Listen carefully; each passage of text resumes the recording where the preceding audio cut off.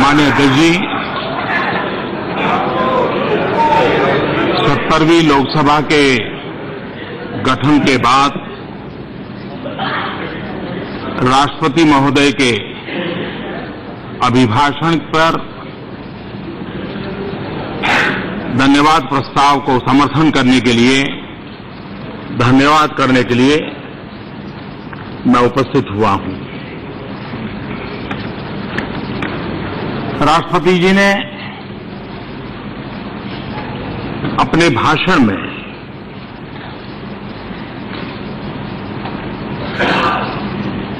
हम भारत को कहां ले जाना चाहते हैं,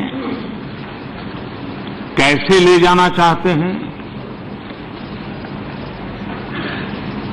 भारत के सामान्य मानवीय की आशा आकांक्षाओं की पूर्ति के लिए किन चीजों को प्राथमिकता देना चाहते हैं, किन चीजों पर बल देना चाहते हैं, उसका एक खाका खींचने का प्रयास किया। राष्ट्रपति जी का भाषण देश के सामान्य मानवीय ने जिस आशा आकांक्षाओं के साथ इस सदन में हम सबको भेजा है, उसका एक प्रकार से प्रतिध्वनि है। और इसलिए इस भाषण का धन्यवाद एक प्रकार से देश के कोटि कोटि जनों का भी धन्यवाद है।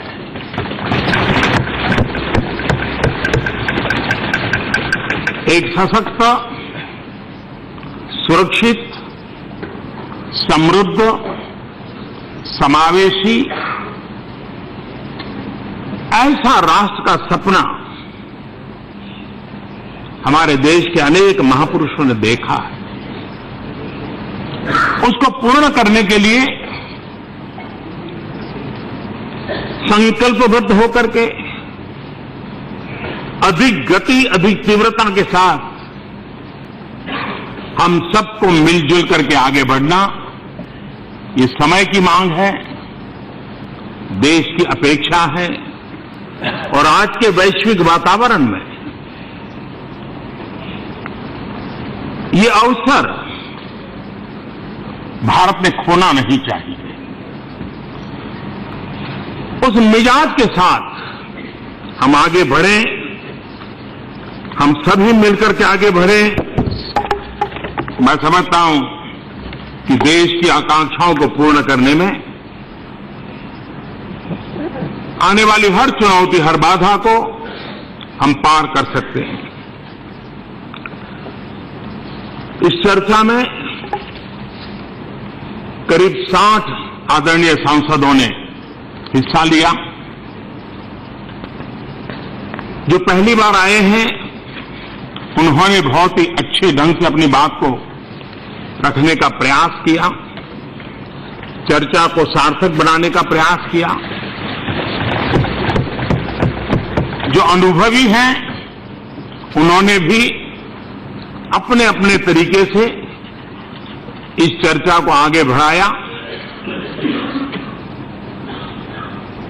श्रीमान अधीर रंजन चौधरी जी, श्री टी.आर. बालू जी, श्री दयानिधि मारन जी, श्रीमान सौगत राय जी, जयदेव जी, सुश्री महुआ मित्रा, पी.वी. मिथुन रेड्डी जी, विनायक जी राउत, राजीव रंजन सिंह जी, पिनाकी मिश्रा, कुंवर दानी फली, श्री नामा नागेश्वर राव, डॉक्टर अमोल राम सिंह, मोहम्मद आजम खान, असाउद्दीन ओवैसी, श्री प्रताप चंद्र सारंगी, डॉक्टर हिना गावित समेत अन्य सभी का इस चर्चा को सार्थक बनाने के लिए मैं हृदय से बहुत बहुत आभार व्यक्त करता हूं। ये बात सही है कि हम सब मनुष्य हैं। 30 दिन में जो मन पे छाप रहती है, प्रभाव रहता है, निकलना जरा कठिन होता है। और उसके कारण चुनावी भाषणों का भी थोड़ा बहुत असर नजर आता था। वही बातें यहां भी सुनने को मिल रही थी। लेकिन शायद वो प्रकृति का नियम है और इसलिए अध्यक्ष जी, मैं आपको भी इस गरिमापूर्ण पद पर जिस प्रकार से आपने इस सदन का संचालन किया, पूरी चर्चा को सबको विश्वास में लेते हुए आगे बढ़ाया। आप इस पद पर नए हैं और जब आप नए होते हैं तो कुछ लोगों का मन भी करता है जरा आपको शुरू में ही परेशानी में डालते हैं, लेकिन सब बावजूद स्थितियों के बावजूद भी आपने बहुत ही बढ़िया ढंग से इन सारी चीजों को चलाया।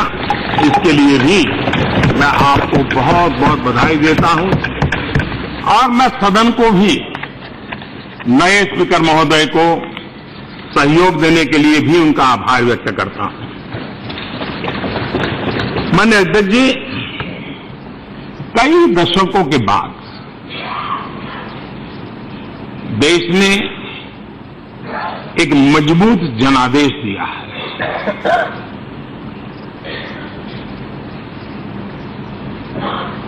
एक सरकार को दोबारा फिर से लाए हैं, पहले से अधिक शक्ति देकर के लाए हैं।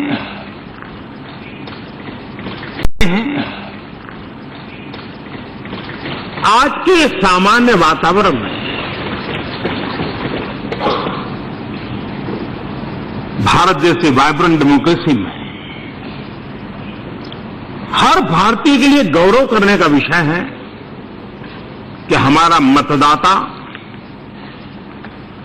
कितना जागरूक है।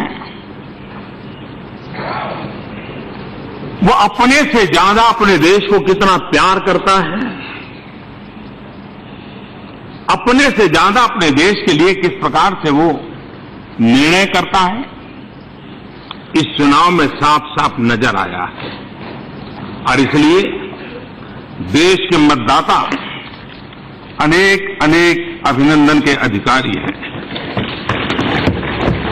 मुझे इस बात का संतोष है,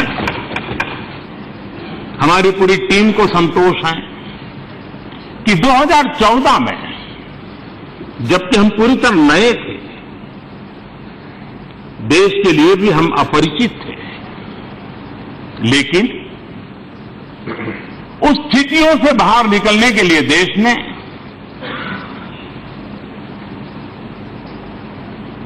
एक प्रयोग के रूप में, चलो भाई जो भी है इनसे तो बचेंगे, और हमें मौका दिया।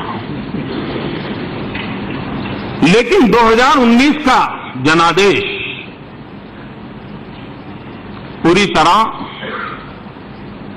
कसौटी पर कसने के बाद, हर तराजू पर तोले जाने के बाद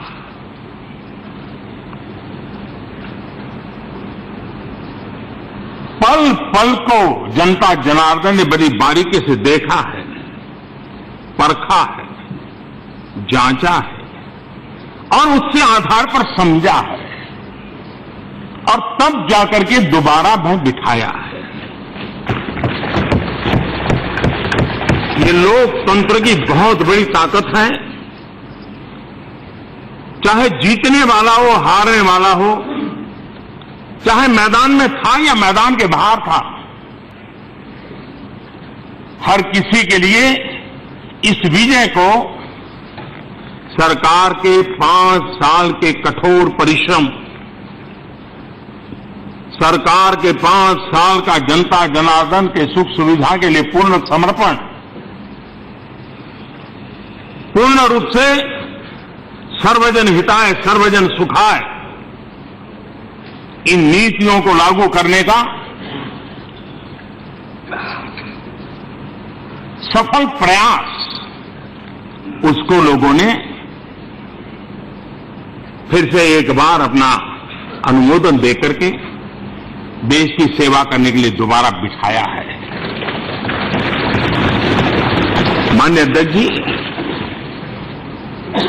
एक व्यक्ति के रूप में जीवन में इससे बड़ा कोई संतोष नहीं होता है जब जनता जनार्दन जो कि ईश्वर का रूप होती है, वो आपके काम को अनुमोदित करती है। ये सिर्फ चुनाव की जीत और हार आंकड़े उसका खेल नहीं है जी। ये जीवन की उन आस्था का खेल है जहां कमिटमेंट क्या होता है, डेडिकेशन क्या होता है, जनता जनार्दन के लिए जीना, जनता जनार्दन के लिए जूझना, जनता जनार्दन के लिए खपना, ये क्या होता है, ये 5 साल की अखंड एकनिष्ठ अविरत तपस्या का जब फल मिलता है तो उसका संतोष एक आध्यात्म की अनुभूति कराता है। और इसलिए कौन हारा कौन जीता, इस दायरे में इस चुनाव को देखना मेरे सोच का हिस्सा नहीं हो सकता है। मैं इससे कुछ आगे सोचता हूं और इसलिए मुझे 130 करोड़ देशवासियों के उनके सपने, उनकी आशा आकांक्षा, ये मेरे नजर में रहती है। माननीय अध्यक्ष जी, 2014 में जब देश की जनता ने अवसर दिया, पहली बार मुझे सेंट्रल हॉल में वक्तव्य देने का मौका मिला था और सहज भाव से मैंने कहा था कि मेरी सरकार गरीबों को समर्पित है। आज उस 5 साल के कार्यकाल के बाद बड़े संतोष के साथ कह सकता हूं, और जो संतोष जनता जनार्दन ने ईवीएम के बटन को दबा करके भी व्यक्त किया है।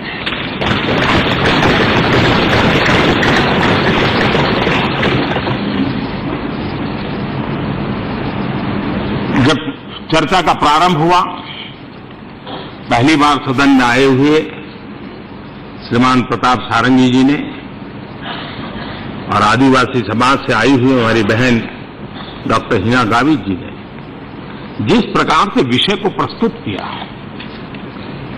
जिस बारीकी से चीजों को रखा, मैं समझता हूं उसके बाद मैं कुछ भी न बोलूं तो भी बात पहुंच।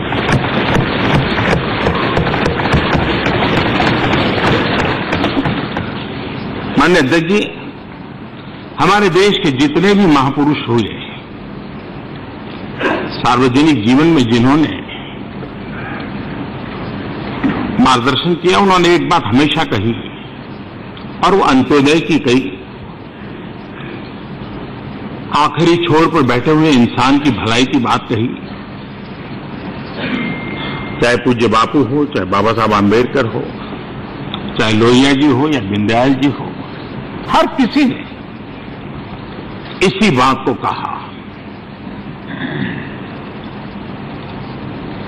पिछले 5 साल के कार्यकाल में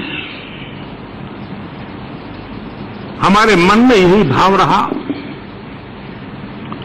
जिसका कोई नहीं है उसके लिए सरकार ही सिर्फ होती है।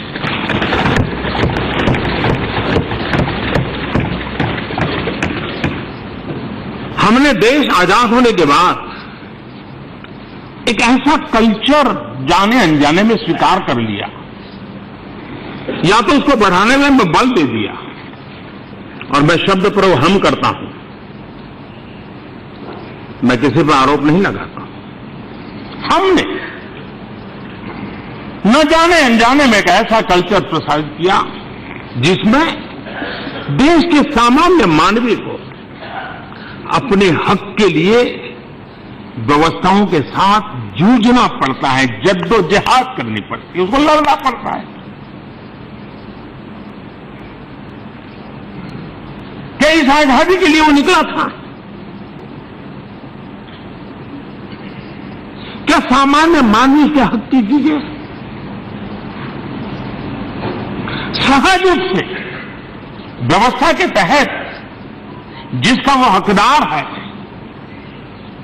वो उसे मिलनी चाहिए कि नहीं मिलनी चाहिए, और मिले या न मिले, वो शिकायत करे या न करे, हमने मान लिया था कि ये तो सब ऐसे ही चलता है।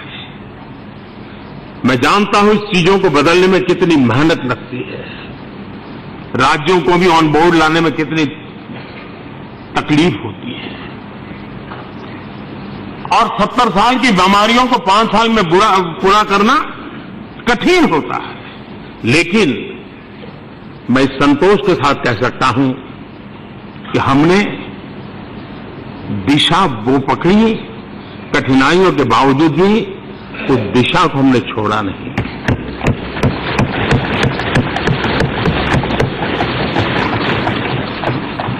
न डाइवर्ट न डाइल्यूट, हम उस मकसद से चलते रहे और ये देश दूध का दूध, पानी का पानी भली भांति कर सकता है। और उसने शौचालय को सिर्फ 4 दीवार नहीं समझा, घर में चूल्हा पहुंचा तो सिर्फ खाना ढंग से पका उतना नहीं समझा, उन हर व्यवस्था के पीछे उस मकसद को उसने समझा कि आखिरकार ये क्यों कर रही है सरकार। मैंने तो चूल्हा मांगा नहीं था, मैंने तो बिजली के कनेक्शन के बिना जिंदगी गुजार दी थी, वो क्यों कर रहे हैं। पहले प्रश्न उठता था क्यों नहीं करते हैं, आज उसके मन में विश्वास पैदा हुआ ये क्यों करते हैं। क्यों नहीं करते हैं से लेकर के क्यों करते हैं, ये यात्रा बड़ी लंबी थी, लेकिन उसमें विश्वास भरा हुआ था जिसने अपनेपन को उजागर कर दिया और जो आज देश में एक नए सामर्थ्य की अनुभूति करा रहा है और उसी को आगे बढ़ाने की दिशा में हम प्रयास कर रहे हैं। ये बात सही है कि जिस प्रकार से एक वेलफेयर स्टेट के रूप में देश गरीबी से जब जूझ रहा है तो उनको उन योजनाओं के तहत ईज ऑफ लिविंग के लिए जो भी एक सामान्य मानवीय की आवश्यकता होती है उसकी पूर्ति हो, लेकिन देश आगे भी बढ़ना चाहिए। गरीबों का कल्याण हो, गरीबों का उत्थान हो, गरीबों का एम्पावरमेंट हो, लेकिन साथ साथ आधुनिक भारत को भी मजबूती से आगे बढ़ाना चाहिए। तो ऐसी पटरी पर विकास की धारा चलनी चाहिए जहां एक तरफ वेलफेयर को लेकर के ध्यान केंद्रित हो, सामान्य मानवीय की जिंदगी की आवश्यकताओं की पूर्ति पर भरपूर प्रयास हो, और दूसरी तरफ वो पटरी हो जो आधुनिक इंफ्रास्ट्रक्चर का निर्माण करे। देश को आधुनिक बनाने के लिए योजनाओं को लागू करे, और हमने उन दोनों तरफ बल दिया, और हाईवेज हो या हाईवेज हो, वाटरवेज हो, रेल हो या रोड हो, उड़ान योजना से हवाई जहाज की व्यवस्था हो, स्टार्टअप हो, इनोवेशन हो, टिंकरिंग लैब से लेकर के चंद्रयान तक की यात्रा की कल्पना हो, इन सारी चीजों को एक आधुनिक भारत और एक अनेक चुनौतियों से जड़ने के लिए हमें आगे बढ़ना। यहां बहुत अच्छी बातें बताई गई, कुछ तीखी बातें भी बताई गई,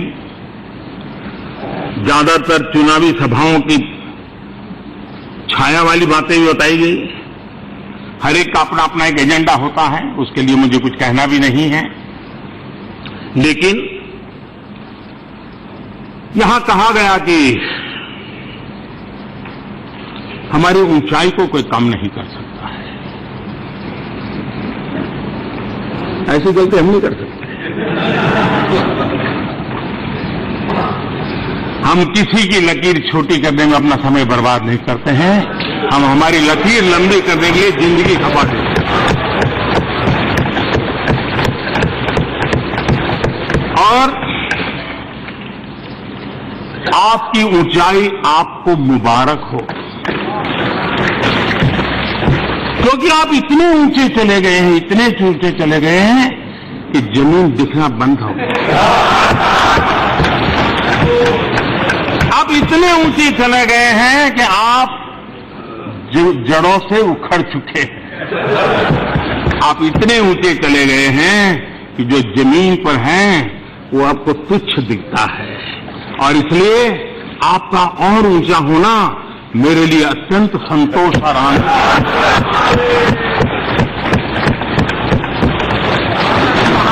और मेरी कामना है कि आप और ऊंचे बढ़े। हमारी आपसे ऊंचाई के संबंध में कोई स्पर्धा ही नहीं है, क्योंकि हमारा सपना ऊंचा होने का है ही नहीं। हमारा सपना जड़ों से जुड़ने का है। हमारा सपना जड़ों की गहराई से जुड़ने का है। हमारा सपना, हमारा रास्ता जड़ों से ही ताकत पा करके और मजबूती देश को देना, ये हमारा रास्ता है। और इसलिए जिस स्पर्धा में हम नहीं हैं, उस स्पर्धा में हम तो आपको शुभकामनाएं ही देते रहेंगे। और ऊंचे और ऊंचे और ऊंचे जाइए।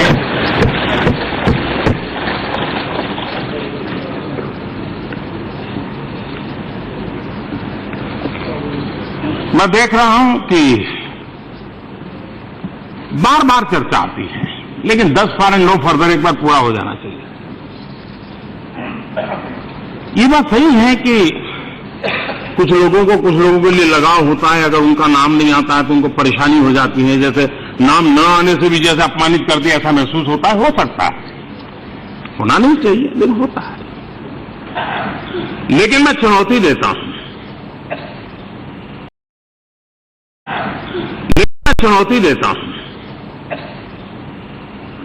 2004 से पहले इस देश में अटल बिहारी वाजपेयी जी की सरकार थी।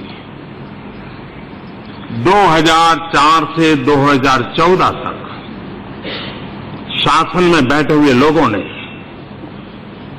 अधिकृत कार्यक्रम में एक बार भी अटल जी की सरकार की तारीफ की हो, उनके अच्छे कामों का उल्लेख किया हो, तो जरूर इस पटल पर रखें।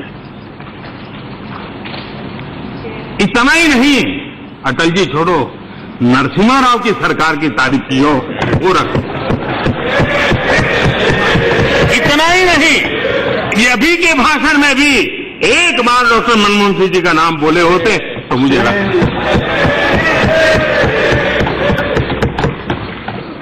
और वो बड़े बड़े लोग थे, मैं उनकी बराबरी में कुछ नहीं हूं, मैं तो सामान्य व्यक्ति हूं। लेकिन लाल किले पर से शायद वेरीफाई करना चाहिए, शायद मैं पहला प्रधानमंत्री हूं जिसने 2 बार ये कहा है कि आजादी से लेकर के अब तक केंद्र की और राज्य की जितनी भी सरकारें हुई, सबका देश को आगे ले जाने में योगदान है। इस सदन में भी अनेक बार मैं कह चुका हूं, आज दोबारा कहता हूं, हम वो लोग नहीं हैं। और इसलिए बार बार ये कहना, हाँ, उनकी अपेक्षा है वो ही नाम आए, वो एक अलग बात है। लेकिन मैं एक उदाहरण देता हूं, हम लोगों का कैरेक्टर क्या है, हम लोगों का चरित्र, हमारी सोच क्या है, जानकारी के लिए, तभी आपको समझने में सुविधा होगी। सबको नहीं होती है। गुजरात में मुझे लंबे अरसे तक मुख्यमंत्री के नाते काम करने का अवसर मिला। गुजरात के 50 साल हुए थे, गोल्डन जुबिली ईयर था। उस गोल्डन जुबिली ईयर का अनेक कार्यक्रम किए, सबको साथ लेकर के किए। लेकिन एक महत्वपूर्ण काम मैं आज यहां बताना चाहता हूं। मैंने सूचना की सरकार को कि 50 साल में जो राज्यपाल महोदय के भाषण हुए हैं, उन भाषणों को कंपाइल करके उसका एक ग्रंथ निकाला जाए और वो हिस्ट्री का रिकॉर्ड बनना चाहिए। अब मुझे बताएं कि 50 साल तक गवर्नर का भाषण मतलब किसका भाषण था? उस समय की सरकारों की एक प्रकार से वाहवाही कहो या उस समय की सरकारों के काम की का उसमें लेखा जोखा था। हमारे दल की सरकारें नहीं थे, लेकिन ये हमारी सोच का हिस्सा है कि शासन चलाने की व्यवस्था में जो भी है, देश को आगे ले जाने में जिसकी भूमिका है, और वो पूर्णतः सकारात्मक था। किसी अखबार के एडिटोरियल का कंपाइलेशन नहीं छापा था, गवर्नर के भाषणों का छापा है, और आज भी उपलब्ध है, जाकर के देखे। और इसलिए ये कहना कि देश में पहले के जो काम हुए उसको हम बिल्कुल गिनते ही नहीं है, और बार बार हमको सुनाते रहना, ये सुनाने का उन्हीं को हक है जिन्होंने कभी किसी को स्वीकार किया हो। वरना देश को लगता था कि उनके कार्यकाल में नरसिम्हा राव को भारत रत्न मिलता, उनके कार्यकाल में पहली टर्म के बाद डॉक्टर मनमोहन सिंह जी को भारत रत्न मिलता, लेकिन परिवार के बाहर के व्यक्तियों को कुछ नहीं मिलता है। ये हम हैं, हमारी सोच है। प्रणव दा किस दल से थे, किस पार्टी के लिए उन्होंने जीवन खपाया, उसके आधार पर हम निर्णय नहीं करते हैं। उनके देश के लिए योगदान था, भारत रत्न का निर्णय हम करते हैं। और इसलिए कृपा करके मैंने ये कहने के बाद मुझे अच्छा नहीं लग रहा है, मुझे आनंद नहीं हो रहा है, लेकिन बार बार ये हमको सुनाया जाता है, तो फिर thus far and no further, आज मैं रिकॉर्ड पर चीज रखना चाहता हूं कि ऐसा कृपा करके बार बार मत बोलिए। हम किसी के योगदान को नकारते नहीं है जी। और जब हम कहते हैं कि 125 करोड़ देशवासियों ने देश को आगे बढ़ाया है, तो 125 करोड़ देशवासियों में सबको आते हैं जी। और इसलिए कृपा करके हम चर्चाओं को इतना छोटा न बना दें। माननीय अध्यक्ष जी, जब आपने हर चीज में कल तो बड़े नारे बुलवा लिए, किसने किया, किसने किया, किसने किया। आज 25 जून है साहब,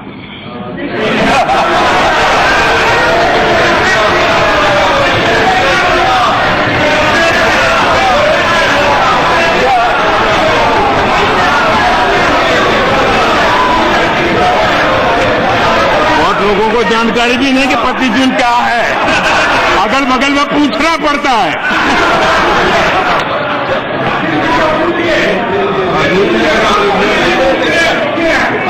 25 जून की वो रात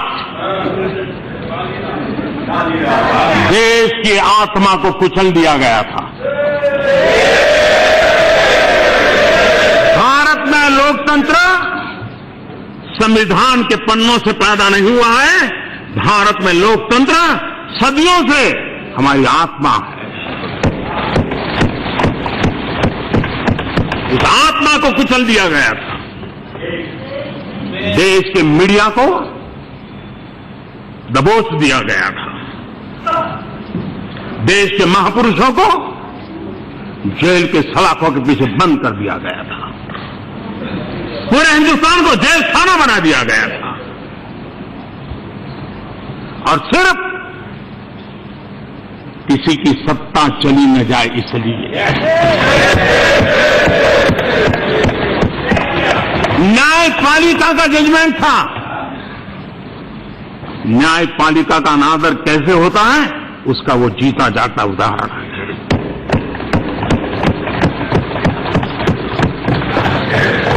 आज 25 जून को हम लोकतंत्र के प्रति फिर से एक बार अपना समर्पण, अपना संकल्प उसको और ताकत के साथ हमने समर्पित करना होगा। संविधान की बातें बताना और संविधान को कुचलने के पाप करना, इन चीजों को कोई भूल नहीं सकता है। और उस समय जो जो भी इस पाप के भागीदार थे, ये दाग कभी मिटने वाला नहीं है। और इस दाग को बार बार स्मरण करने का भी जरूरत है, ताकि देश में फिर कैसे किसी कोई ऐसा पैदा न हो जिसको इस पाप के रास्ते पर जाने की इच्छा हो जाए। इसलिए याद करना जरूरी है, किसी को भला बुरा कहने के लिए नहीं। लोकतंत्र के प्रति आस्था का महत्व क्या है, ये समझाने के लिए भी लोकतंत्र पर किस प्रकार से प्रहार हुआ था, ये स्मरण कराना जरूरी होता है। किसी को बुरा भला कहने के लिए नहीं होता है। और इसलिए उन संपर्कों की पूरी के लिए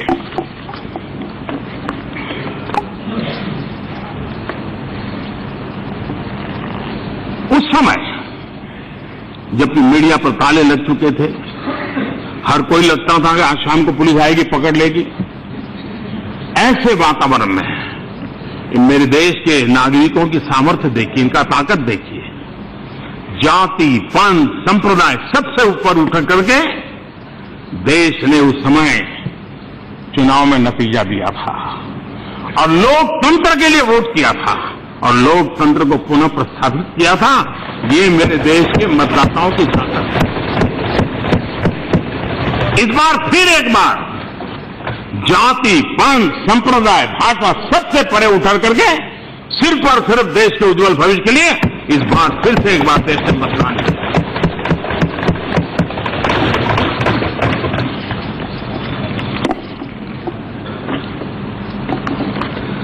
माननीय अध्यक्ष जी, राष्ट्रपति जी ने अपने भाषण में दो महत्वपूर्ण अवसरों का उल्लेख किया है। एक गांधी 150 और दूसरा आजादी 75। व्यक्ति का जीवन हो, परिवार का जीवन हो, समाज का जीवन हो, कुछ तारीखें होती हैं जो नया जज्बा पैदा करती हैं,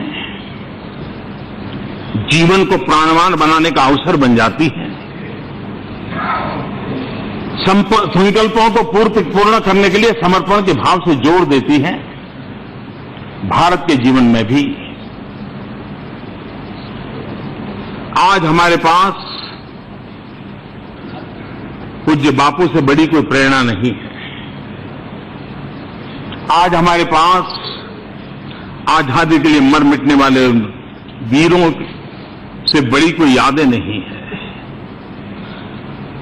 यह अवसर खोना नहीं चाहिए। देश की आजादी के लिए जिन्होंने अपना जीवन खपा दिया, उनका पुण्य स्मरण करते हुए, जिन्होंने यातनाएं झेली, जिन्होंने अपनी जवानी मां भारती के लिए न्यौछावर कर दी, उनका पुण्य स्मरण करते हुए और देश में आजादी के लिए जन आंदोलन सफलतापूर्वक नेतृत्व करने वाले पूज्य बापू का स्मरण करते हुए इन तारीखों का एक अवसर बना करके हम देश में फिर से एक बार स्पिरिट पैदा कर सकते हैं।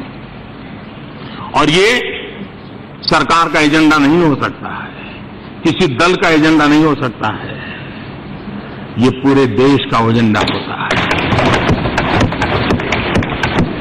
इसमें दल नहीं होते, सिर्फ और सिर्फ देश होता है। राष्ट्रपति जी ने इस बात को कहा है। हमारे लिए संकल्प की घड़ी है। चुनाव के मैदान में तू मैं जो करना है कर लीजिए, लेकिन एक अवसर है इसको हम पकड़े। आजादी के पहले देश के लिए मरने का मिजाज था, आज आजादी 75 पर देश के लिए जीने का मिजाज पैदा करने का हमें अवसर है।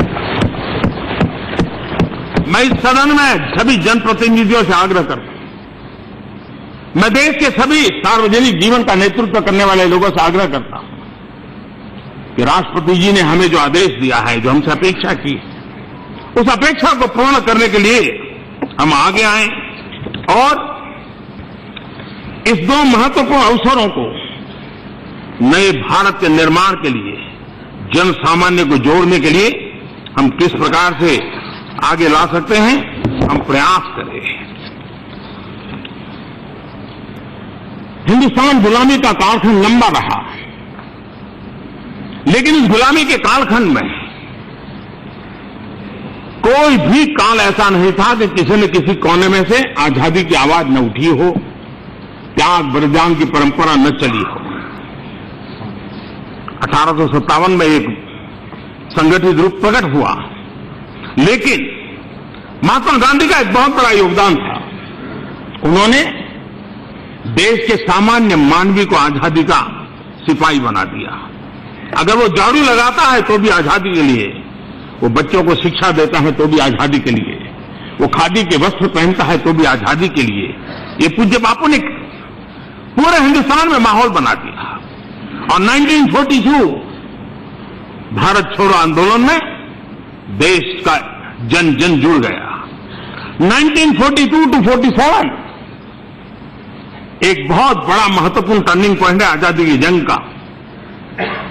क्या हम गांधी 150 और आजादी 75 को उस 42 के स्पिरिट के साथ देश को संकटों से मुक्ति दिलाना, देश को समस्याओं से मुक्ति दिलाना, अधिकार से ऊपर उठ करके अब कर्तव्य पर बल देना, जिम्मेवारियों को निभाने के लिए देश को प्रेरित करना, क्या हम इसके लिए आगे आ सकते हैं? मैं मानता हूं राष्ट्रपति जी ने विषय को बहुत महत्वपूर्ण तरीके से हमारे सामने रखा है। और लोगों का आश्चर्य होता था जब आजादी की मांग हो रही थी, मजाक भी उड़ाया जाता था, कैसे चलाओगे, क्या चलाओगे। लेकिन आजादी के दीवानों के अंदर एक ललक थी,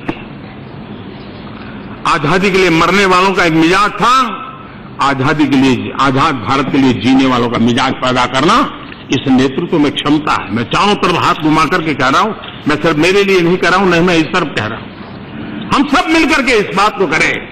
और स्वभावतः मुझे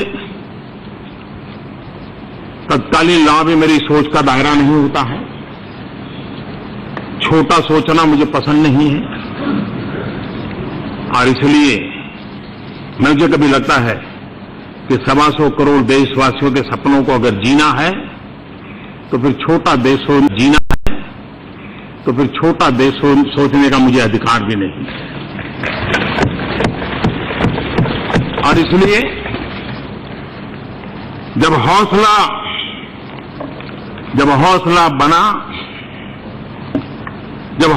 बना लिया ऊंची उड़ान का, जब हौसला बना लिया ऊंची उड़ान का, फिर देखना फिजूल है कद आसमान का, फिर देखना फिजूल है कद आसमान का। इस मिजाज के साथ हमने आगे के लिए एक नए हौसले, नए बुलंद विचारों के साथ चले। इस सरकार को अभी तो 3 सप्ताह हुए हैं, लेकिन हमारे यहां कहावत है पुत्र के लक्षण पालने में। किस प्रकार से 3 सप्ताह में हमें भी मन करता था कि कहीं जाए, मालाएं पहने, जयकारा करें, लेकिन हमने वो रास्ता नहीं चुना। हमें भी लगता था अरे इतने चुनाव 6 महीने से दौड़ रहे थे, चलो कुछ दिन रहे, हम भी आराम कर लें, लेकिन वो रास्ता हमें पसंद नहीं। हमारा रास्ता वो नहीं है, हम तो देश के लिए जीने के लिए आए हैं। 3 सप्ताह के भीतर कितने महत्वपूर्ण निर्णय लिए सरकार ने। एक गतिशील समय का पल पल उपयोग करते हुए देश को कैसे आगे ला जाना, छोटे किसान हो, छोटे दुकानदार हो, खेत मजदूर हो, उनको 60 साल के बाद पेंशन वाला निर्णय कर लिया। हमारे पीएम किसान समृद्धि योजना, हमने वादा किया था कि सभी किसानों को उसके दायरे में लाकर उसका लाभ दिया जाएगा, दे दिया गया। सेना के जवानों के बच्चों को जो स्कॉलरशिप मिलती है उसमें बढ़ोतरी की, लेकिन साथ साथ समाज की सुरक्षा में लगे हुए हमारे पुलिस के जवान हैं, उनके बच्चों को भी वो बेनिफिट मिले, इसका एक बहुत बड़ा निर्णय किया। मानव अधिकारों से जुड़े बहुत महत्वपूर्ण कानून इस संसद के अंदर हमने लाने के लिए जो भी आवश्यक तैयारियां थी उसको पूरी कर ली। 2022 के सपनों को पूरा करना, मुख्यमंत्री की मीटिंग बुलाना, ऑल पार्टी की मीटिंग बुलाना, ऑल पार्टी प्रेसिडेंट्स की मीटिंग बुलाना, हर चीज को जितना भी 3 सप्ताह के भीतर सबको साथ लेकर के चलने के लिए जितने भी काम हो सकते हैं, एक के बाद एक कामों को उठाया। मैं पूरी गिनती करूंगा तो डेली के 3 काम निकल आएंगे। और इसलिए माननीय अध्यक्ष जी, राष्ट्रपति जी के हमने भाषण में उल्लेख किया है, हमने ऐसा तो नहीं है कि पहले की सरकारों ने कोई काम नहीं किया है। यहां चर्चा हो रही थी, ये डैम बना, वो डैम बना, ढिकना डैम बना, फलाना डैम बना, काफी कुछ चर्चा हुई। अच्छा होता बाबा साहब आम्बेडकर के नाम का उल्लेख होता। हिंदुस्तान में पानी के संबंध में जितने भी इनिशिएटिव लिए गए थे वो सारा काम बाबा साहब आम्बेडकर के। लेकिन खैर एक सीमा के बाहर बहुत ऊंचाई पर जाने के बाद दिखता नहीं है।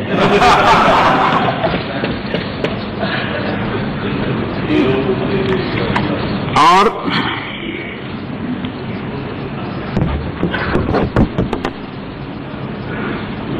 बाबा साहब ने सेंट्रल वाटरवेज, इरिगेशन, नेविगेशन और बाबा साहब पानी के संबंध में कहते थे। मैं समझता हूं आज के लिए बाबा साहब की ये आदेश हम सबके लिए उपयोगी है। वो कहते थे man suffers more from lack of water than from excess of it. मैं समझता हूं कि बाबा साहब ने जो चिंता व्यक्त की थी उस चिंता को समझते हुए हमने कुछ न कुछ सोचना पड़ेगा। यहां पर अनेक डैम की बात हुई, इसमें सरदार सरोवर डैम की भी बात आई है। तो मैं थोड़ा समय लेना चाहता हूं मान्य जी, क्योंकि कभी क्या होता है कि ऐसे भ्रम फैलाए जाते हैं। अच्छा, इनकी इकोसिस्टम ऐसी है कि उसको भी उसी को आगे बढ़ाने में मजा आता है, सत्य कभी उजागर नहीं करने देते। मेरे आज बोलने के बाद भी सत्य आएगा ऐसा कोई गारंटी नहीं है, यही रह जाएगा। लेकिन फिर भी मुझे अपना कर्तव्य पालन का संतोष जरूर होगा। ये सरदार सरोवर डैम 1961 में पंडित नेहरू ने उसकी नींव रखी थी। सरदार वल्लभ भाई पटेल का वो सपना था, लेकिन नींव रखी गई 61 में। और दशकों तक मंजूरियां नहीं, पत्थर तो गाड़ दिया गया बिना मंजूरियां। और उस समय 6,000 करोड़ का प्रोजेक्ट था, वो पूरा होते होते 60-70 हजार करोड़ पर पहुंच गया। ये देश की क्या सेवा की आप देखिए। इतना ही नहीं, यूपीए सरकार के समय भी इसको रोकने का प्रयास हुआ। 86-87 में 6,000 करोड़ का खर्चा 62,000 पहुंचा। हमने आकर के इसको पूरा किया। मुझे अनशन पर बैठना पड़ा था, यूपीए सरकार के खिलाफ मुझे अनशन पर बैठना पड़ा था मुख्यमंत्री को, क्योंकि सारी चीजें रोक दी गई थी। और तब जाकर के योजना, और अभी मैंने इसको पूरा किया। अभी प्रधानमंत्री बनने के पहले 15 दिन में मैंने जो उनको रुकावटें थी सारी हटाने का काम किया था। आज करीब 4 करोड़ लोगों को पानी मिल रहा है। 7 महानगरों को, 160 नगर पालिका को और 9,000 गांव को पीने का शुद्ध पानी पहुंच रहा है। पानी की तकलीफ क्या होती है वो राजस्थान और गुजरात के लोग ज्यादा जानते हैं।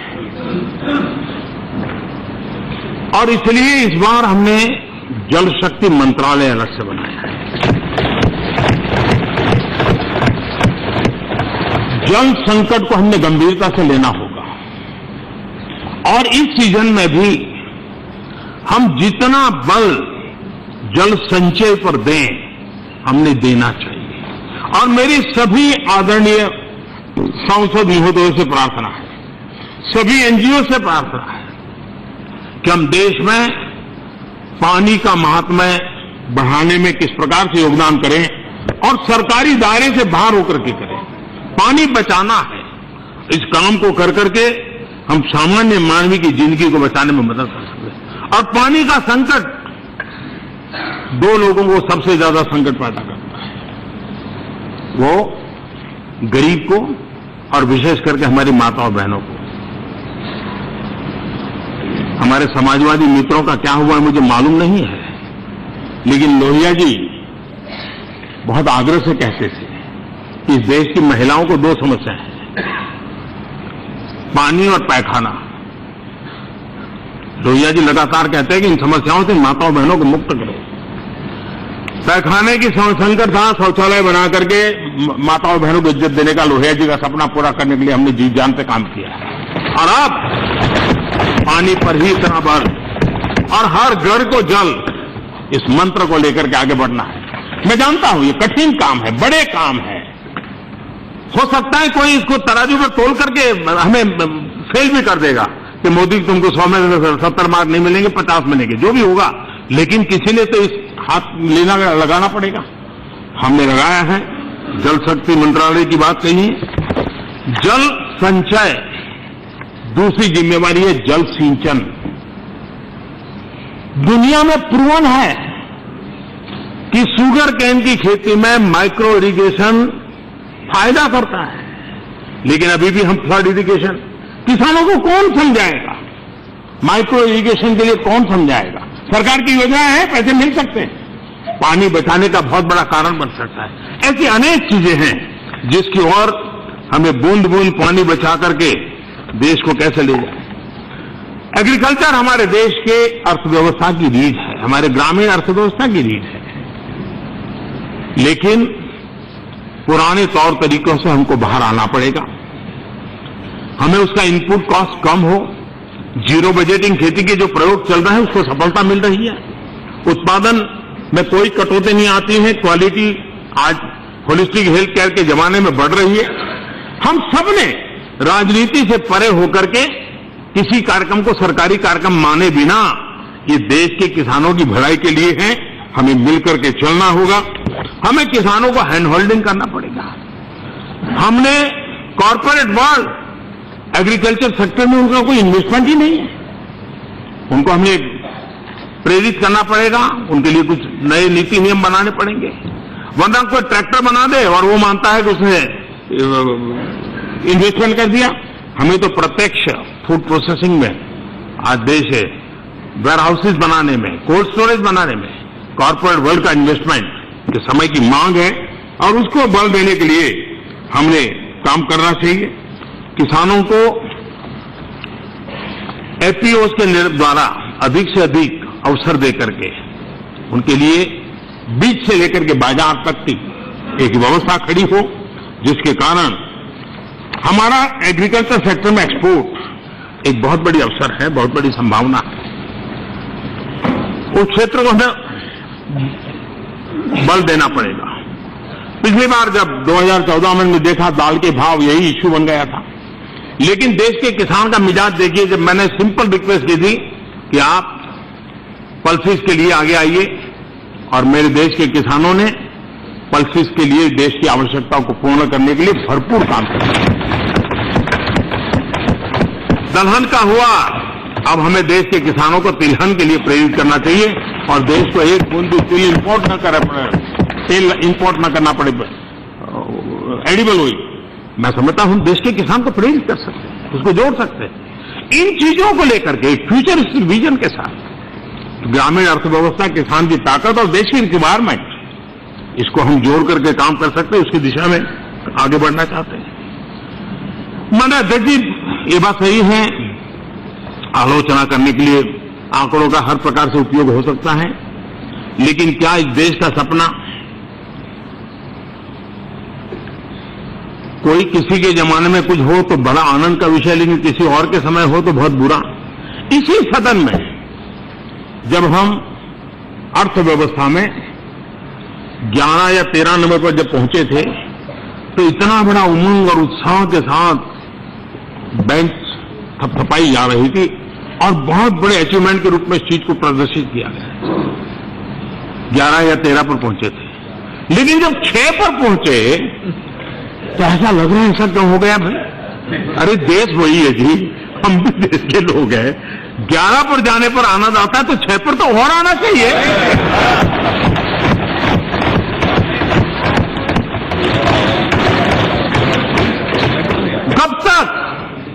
कब तक इतने ऊंचे रहेंगे कि नीचे दिखाई न दे? और इसलिए $5 ट्रिलियन की इकोनॉमी, क्यों हम सबका सपना क्यों नहीं होना चाहिए? हम सब ने मिलकर के देश को 5 ट्रिलियन ले जाएंगे तो किसका नुकसान होने वाला है जी? सबका फायदा होने वाला है। और मैं मानता हूं कि इसके लिए हम सब ने मेहनत करनी चाहिए और उस दिशा में आगे जाना चाहिए, एक सपना लेकर के चलना चाहिए। और मुझे विश्वास है हमारे देश में मेक इन इंडिया मजाक बहुत उड़ा लिया, लेकिन क्या कोई इस बात से इनकार कर सकता है कि देश में मेक इन इंडिया होना चाहिए? माननीय अध्यक्ष जी, मैं किसी की आलोचना करने के लिए न ही मैं अपना समय बर्बाद करता हूं, मुझे करने के लिए बहुत काम है, लेकिन देश को कुछ चीजों की जानकारी देना जरूरी है। हमारे देश के पास करीब 200 सवा 200 साल का आयुध बनाने का एक्सपीरियंस है, 200 सवा 200 साल का। और जब देश आजाद हुआ तब इस देश के पास 18 ऐसी फैक्ट्रीज थी जो आयुध का निर्माण करती थी। और देश जब आजाद हुआ उस समय चाइना आयुध के क्षेत्र में 0 जगह पे था, 0। उसके पास कोई अनुभव नहीं था, न कोई फैक्ट्री थी। आज चाइना दुनिया में अपने डिफेंस की चीजें एक्सपोर्ट करता है और हम दुनिया के सबसे बड़े इंपोर्टर हैं। इस सच्चाई से हमें देश को बाहर लाना है। मेक इन इंडिया की मजाक उड़ा के क्या करेंगे जी? हो सकता है रात को अच्छी नींद आ जाएगी, लेकिन देश का तो भला नहीं होगा। और इसलिए माननीय, इसको और अच्छा कैसे करें? माननीय प्रधानमंत्री जी, 1 मिनट। माननीय सदस्यों, 6 बज गए हैं। अगर आपकी सहमति हो तो सभा की कार्रवाई इस विषय की समाप्ति तक बढ़ा दी जाए। माननीय प्रधानमंत्री जी। अध्यक्ष जी, मैं आपका बहुत आभारी हूं और मैं सदन का भी आभारी हूं कि मुझे अवसर दिया। भारत दुनिया के पहली 5 इकोनॉमी में कैसे प्रवेश करेगा, भारत एक्सपोर्ट में कैसे बढ़ावा दे, मेक इन इंडिया में कैसे बढ़ावा दे, एक्सपोर्ट में कैसे बढ़ावा दे, मेक इन इंडिया में कैसे बढ़ावा दे। स्टार्टअप की दुनिया में हमारे नौजवान बहुत कर रहे हैं। जय जवान, जय किसान, जय विज्ञान, अब जय अनुसंधान। हम देश में इन चीजों को कैसे बल दें और हम हमारे नौजवानों को रोजगार भी दें। हमारे देश में टूरिज्म की बहुत संभावना है, लेकिन हमने ही अपने देश के विषय में ऐसा हीन भाव पैदा कर दिया और उसके कारण विश्व के लोगों को हिंदुस्तान के विषय में गर्व हो आकर्षित करने में हम कम पड़ गए। स्वच्छता के अभियान ने एक ताकत दी है, हम टूरिज्म पर बल दे सकते हैं और भारत में रोजगार की संभावनाएं बढ़ सकती हैं और दुनिया में भारत की एक नई पहचान टूरिज्म के माध्यम से हम कर सकते हैं। हमने इन चीजों को आगे बढ़ाना है। आने वाले दिनों में देश को आधुनिक इंफ्रास्ट्रक्चर की ओर ले जाना है। 100 लाख करोड़ रुपया ये भी कम पड़ जाएंगे, इतनी देश की रिक्वायरमेंट है। लेकिन इतने बड़े सपनों को लेकर के हमने आगे बढ़ना है और जो भी व्यवस्थाएं हमें मिल सकती है दुनिया भर से, उन सारी व्यवस्थाओं को उपयोग करना है। और इन सारी चीजों के पीछे हमारा सपना नया भारत, हमारा सपना आधुनिक भारत और हमारा सपना ईज ऑफ लिविंग, सामान्य मानवीय की जिंदगी में सुगमता। वो अपने सपनों को साकार करने के लिए सारे अवसर उसके पास उपलब्ध हो, इस प्रकार की व्यवस्थाओं को विकसित करना और उसी बातों को लेकर के, और चाहे गांव हो या शहर हो, हर एक के लिए समान अवसर को लेकर के हम आगे बढ़ना चाहते हैं। आज दुनिया में हम डेमोग्राफिक डिवीजन की बात करते हैं, देश के पास युवा शक्ति है, लेकिन क्या विश्व की आवश्यकता के अनुसार हम हमारे युवा को तैयार कर पा रहे हैं? हमें बहुत कुछ करने की आवश्यकता है। स्किल डेवलपमेंट की बात हो तो हमने उसके स्केल को भी बढ़ाना पड़ेगा और हर स्कोप को हमने कैप्चर करना पड़ेगा और हम आधुनिकता की दिशा में कैसे ले जाएं, राष्ट्रपति जी ने इस बात को आगे बढ़ाया है। सरकार ने एक मार्केट के लिए जेम की व्यवस्था की है। मैं चाहूंगा कि जहां भी आपकी भी राज्य सरकारें हो, जिस दल की हो, वे इस जेम पोर्टल का उपयोग करें। बहुत बड़ी मात्रा में पैसे बच सकते हैं और बहुत लोगों की मदद हो सकती है और छोटे से छोटे लोगों को भी अपना उत्पाद सरकार के दरवाजे तक पहुंचाया जा सकता है। उस दिशा में हमने काम करना चाहिए, ये मेरा आग्रह है। भ्रष्टाचार के खिलाफ लड़ाई हमारी जारी रहेगी।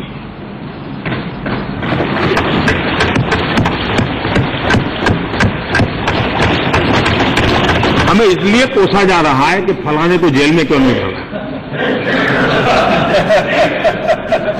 ये इमरजेंसी नहीं है कि सरकार किसी को जेल में डाल दे। ये लोकतंत्र है, ये काम न्यायपालिका का है। हम कानून से चलने वाले लोग हैं और किसी को जमानत मिलती है तो एंजॉय करें, उसमें क्या है। बदले की भाव से काम नहीं होना चाहिए, लेकिन भ्रष्टाचार के खिलाफ हमारी लड़ाई जारी रहेगी। जितना भी ईश्वर ने हमें बुद्धि शक्ति दी है, लेकिन जो भी करेंगे ईमानदारी से करेंगे, किसी के प्रति हीन भाव से नहीं करेंगे। और देश ने हमें इतना दिया है, इतना दिया है, हमें गलत रास्ते पर जाने की जरूरत नहीं है।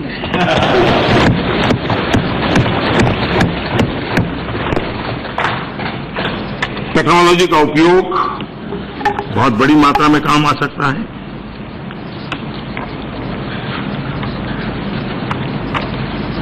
माननीय अध्यक्ष जी, आतंकवाद के विषय में देश में मतभेद क्यों होना चाहिए? ये मानवता के लिए बहुत बड़ा संकट है और ये मानवता को चुनौती है। जो भी मानवता में विश्वास रखते हैं उन सबने इकट्ठे होकर के इस बात को लेकर के लड़ना होगा। हम महिला सशक्तिकरण की बात करें, कांग्रेस को कई बार अच्छे अवसर मिले, लेकिन पता नहीं क्यों इतना ऊंचे हैं कि कुछ चीजें वो दिखती नहीं, छूट जाती। 50 के दायके में यूनिफॉर्म सिविल कोड की चर्चा चल रही थी। कांग्रेस के पास अवसर था, लेकिन कांग्रेस उसको मिस कर गई और हिंदू कोड बोल ला करके उन्होंने अपनी गाड़ी चला दी। उसके 35 साल बाद कांग्रेस को दूसरा अवसर मिला, शाहबानों का। सुप्रीम कोर्ट ने पूरी मदद की थी और देश में जेंडर इक्वलिटी के एक अच्छा सा वातावरण की संभावना बनी थी, लेकिन उस ऊंचाई ने नीचे की चीजें देखने से मना कर दिया और वो मिस कर गया। आज 35 साल के बाद फिर से एक बार कांग्रेस के पास मौका आया है। हम बिल लेकर के आए हैं इस देश के नारी के गौरव को। इसको किसी ने संप्रदाय से जोड़ने की आवश्यकता नहीं है। मैं चाहूंगा कि कांग्रेस पार्टी विशेषकर से एक बात, जो उस समय शाहबानों का जब चल रहा था, उस सारे कारोबार में जो एक मंत्री थे, उन्होंने एक टीवी इंटरव्यू में जो बात कही है, चौंकाने वाली है। मेरे पास उसका सत्यापन करने के लिए कोई अवसर नहीं, मैंने जो सुना है वो मैं बताता हूं। उन्होंने उस समय के कांग्रेस के मंत्रियों के मुंह से क्या बातें निकलती थी वो उन्होंने कही है। और उन्होंने कहा है, जब वो शाहबानों का मसला चल रहा था, तब कांग्रेस के किसी मंत्री ने कहा था, मुसलमानों के उत्थान की जिम्मेदारी कांग्रेस की नहीं है। देखिए, गंभीर बात है। मुसलमानों के उत्थान की जिम्मेदारी कांग्रेस की नहीं है। If they want to lie in the gutter, let them be. हमारे देश के नागरिक हैं, उनको आगे ले जाने के लिए मिल जाएगा, मिल जाएगा, मिल जाएगा जी, मिल जाएगा। मैं YouTube की लिंक भेज दूंगा आपको।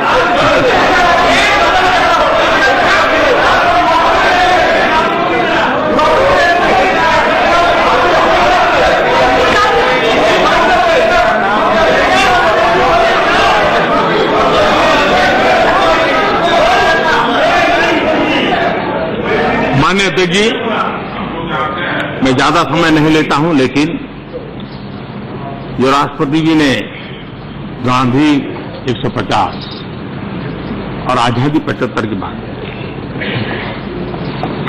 हम देखते हैं कि हमारे देश में किसी न किसी कारण से अधिकारों पर ही केंद्रित रही सारी बातें। हर कोई अधिकारों से जुड़ता रहा, अधिकारों की चिंता करता रहा। ये एक ऐसा अवसर है कि हम देश को पैराडिम शिफ्ट करके अधिकार से कर्तव्यों की तरफ ले चले। और जनप्रतिनिधि का भी ये काम है जन चेतना जगाना। जनप्रतिनिधि का काम है कि ऐसे समय नेतृत्व करना।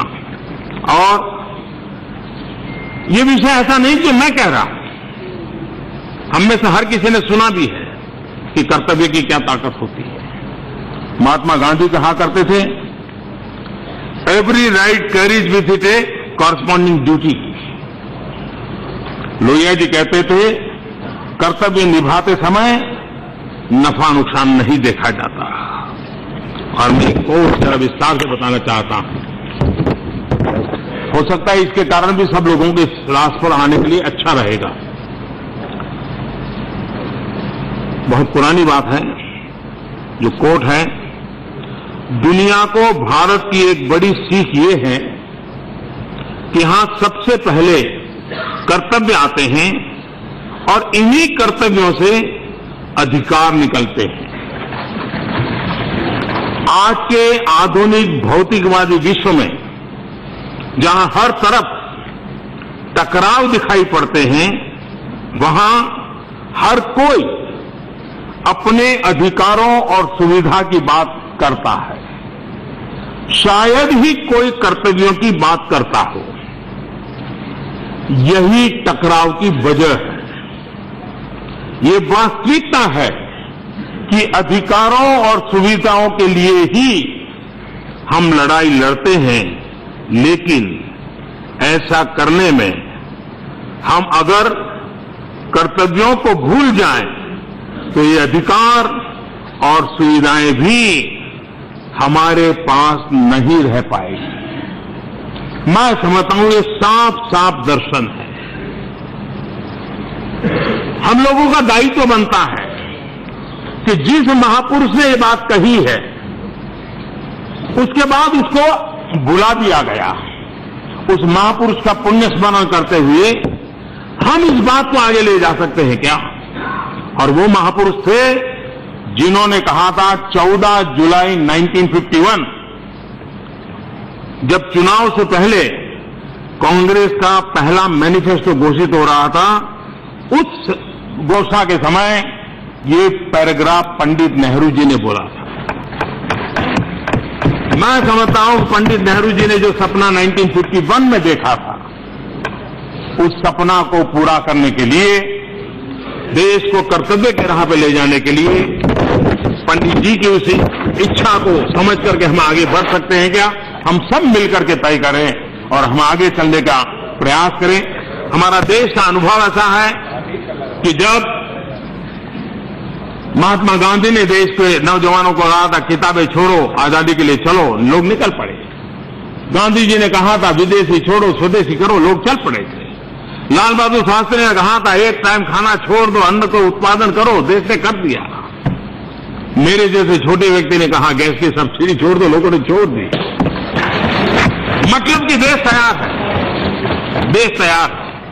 आइए हम सब मिलकर के एक नए भारत के निर्माण के लिए, आधुनिक भारत के निर्माण के लिए, राजनीति की अपनी सीमाओं से भी ऊपर देश होता है, दल से बड़ा देश होता है, देश के करोड़ों लोगों की आशा आकांक्षाएं हैं, उसको पूरा करने के लिए राष्ट्रपति जी ने जो हमें मार्गदर्शन दिया है, जो दिशा निर्देश दिया है, राष्ट्रपति जी का अभिनंदन करते हुए, उनका धन्यवाद करते हुए, हम सिर्फ उनके भाषण का धन्यवाद ही नहीं, उस भाषण के स्पिरिट को जी करके, राष्ट्र हित में कुछ कर करके सच्चे अर्थ में धन्यवाद पारित करें। इसी एक अपेक्षा के साथ मैं सभी इस चर्चा को समृद्ध बनाने वाले आदरणीय सदस्यों का अभिनंदन करते हुए मेरी वाणी को विराम देता हूं। आपका भी अध्यक्ष जी बहुत बहुत धन्यवाद। धन्यवाद। प्रस्ताव पर सदस्यों द्वारा अनेक संशोधन प्रस्तुत किए गए हैं। अब मैं सभी संशोधनों को एक साथ सभा के मतदान के लिए रखूंगा। प्रश्न ये कि माननीय सदस्यों द्वारा प्रस्तुत सभी संशोधनों को स्वीकृत किया जाए। जो सदस्य पक्ष में हो कृपया हाँ कहें। जो सदस्य विरोध में कृपया ना कहें। मेरे विचार में नई के पक्ष में हुआ है, निर्णय नई के पक्ष में हुआ है, सभी संशोधन अस्वीकृत हुए।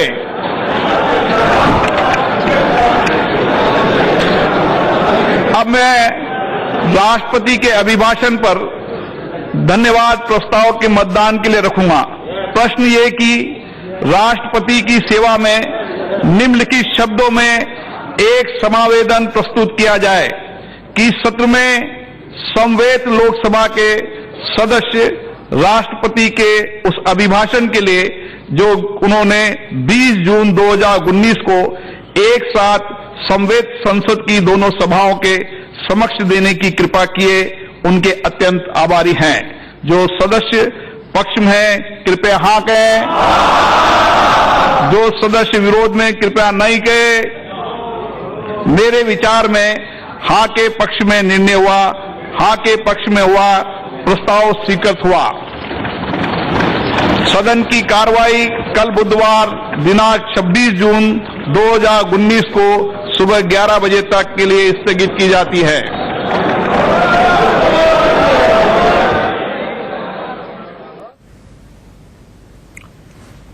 लोकसभा से प्रधानमंत्री नरेंद्र मोदी को आप सुन रहे थे, जो राष्ट्रपति के अभिभाषण पर धन्यवाद दे रहे थे और उस दौरान उन्होंने कई अहम बातें कही। सबसे बड़ी बात यही कि भ्रष्टाचार और देश की अर्थव्यवस्था को आगे लेके जाने, भ्रष्टाचार खत्म करने और अर्थव्यवस्था को आगे बढ़ाने की जरूरत है और इसके लिए सभी धर्म, सभी जातियों और सभी वर्गों को एक साथ होकर, एकजुट होकर, मतभेद भुलाकर और किसी भी पार्टी विशेष से आगे बढ़कर एक साथ होकर काम करने की जरूरत है। प्रधानमंत्री नरेंद्र मोदी ने अर्थव्यवस्था को सुधारने, कृषि के मसले हल करने और भ्रष्टाचार को खत्म करने के मुद्दों पर